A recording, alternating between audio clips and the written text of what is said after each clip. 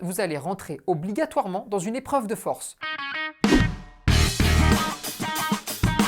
Esprit Dog est sur Facebook, Instagram et YouTube. Abonnez-vous et n'oubliez pas nos formations en ligne pour éduquer votre chien sur espritdog.com.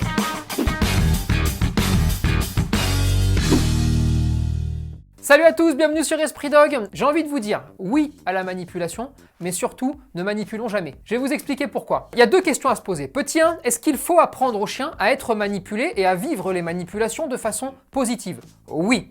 Est-ce qu'il faut manipuler son chien au quotidien? Non, jamais, presque jamais. Vraiment, dans la mesure du possible, jamais. Prenons un exemple très concret. Vous allez chez le vétérinaire, et bien si vous avez appris à votre chien à être manipulé, et bien c'est plus facile. Et là, vous avez bien fait parce qu'on peut le porter, le mettre sur la table, et puis on peut regarder les oreilles, et puis toucher une patte. Et le chien vit tout ça comme quelque chose de très banal, très normal, parce que bon, il a appris, et puis en plus, il trouve ça cool, parce qu'on a rendu ce moment-là cool.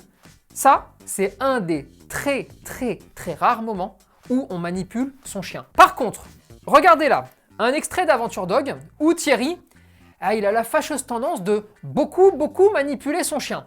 Couché. Voilà, très bien. Ça, c'est un bon chien, ça. Bien, ça. Voilà. Reste, hein. D'accord. Tu peux partir, tu peux... Vas-y, bouge un petit peu. Tu restes, hein. Non, non. Et tu vas le remettre. Ok, d'accord. Donc dès que tu passes derrière, par exemple, t'inquiète, prends ton temps. Assis. Là, Armand, il est en train de vouloir amorcer le travail correctement en leur demandant en fait où est-ce que le chien en est. Il y a quand même beaucoup d'erreurs parce qu'il s'éloigne, ensuite il va contourner son chien. C'est très difficile de passer derrière un chien sans que le chien pivote. Et donc là, le chien va pivoter, le chien est mis en échec.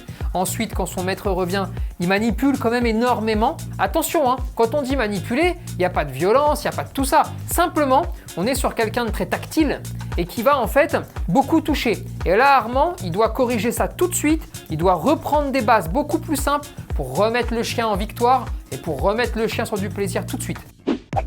Alors attention, si vous à la maison vous êtes habitué tout le temps à récupérer votre chien au collier pour un peu tout et n'importe quoi, vous savez, vous voulez sortir de chez vous, il est devant la porte, prenez le collier, vous le faites reculer. Toutes ces choses-là ne sont pas de bonnes raisons, parce qu'en fait, vous habituez à la manipulation, vous n'apprenez pas au chien ce que vous voulez surtout, parce que vous faites une action physique, humaine, mécanique. Alors que là, ce qu'on veut, c'est expliquer au chien ce qu'on attend de lui. Exemple tout simple, il est sur la porte, vous voulez ouvrir la porte, il y a votre chien, apprenez-lui à reculer par exemple. Apprenez-lui où pourrait être sa place avant de sortir de chez vous. Mais si vous commencez par prendre l'option de facilité, à savoir je te prends, je te pose, et bien là, tout d'un coup, vous êtes en train d'abandonner malheureusement le côté pédagogique, le côté éducatif. Et vous rentrez systématiquement dans une épreuve de force. Mais ce que fait Thierry là, c'est pas bien méchant, c'est pas la fin du monde. Sauf que c'est là où vient par exemple s'intercaler la récompense, le leurre. Le leurre, à quoi il sert? Il sert pas à faire joli. Il sert simplement à mettre le chien dans une position voulue, d'accord, par le propre chef du chien, ok, sans le manipuler. Ça ne sert qu'à ça au départ. Eh bien, ça permet comme ça d'enlever, de nettoyer toutes les manipulations qui ne servent à rien. Sinon, à un moment donné, vous allez rentrer obligatoirement dans une épreuve de force. Et cette épreuve de force entraîne une fois sur deux, soit des morsures qu'on appelle morsures redirigées, parce que le chien est très haut en intensité, n'arrive plus à se contrôler, n'arrive plus à se gérer, et dans ces cas-là, va vous attraper.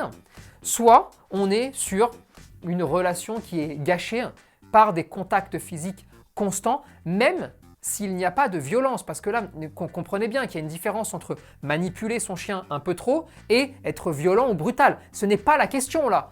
On peut manipuler sans être brutal, mais ça ne veut pas dire que la manipulation est juste en fait. Donc comprenez bien, tout ce qui est de la vie quotidienne, tout ce qui peut s'apprendre, tout ce qui est façon de vivre, utilisez la pédagogie, utilisez l'éducation et donc apprenez à votre chien le meilleur moyen pour lui d'obtenir ce qu'il voudrait est d'être heureux sans jamais se prendre la tête. Ça, c'est votre travail.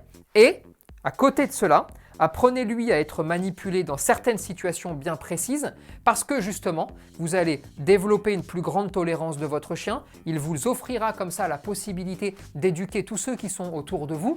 Et puis, il ne vivra en fait rien de mal dans sa vie, notamment le cas du vétérinaire parce que c'est vraiment le cas un peu central qui est un peu compliqué pour beaucoup de chiens. Et je vous rappelle que pour avoir un maximum de conseils là-dessus et sur aussi plein d'autres domaines, vous avez le premier épisode d'Aventure Dog qui est disponible sur YouTube.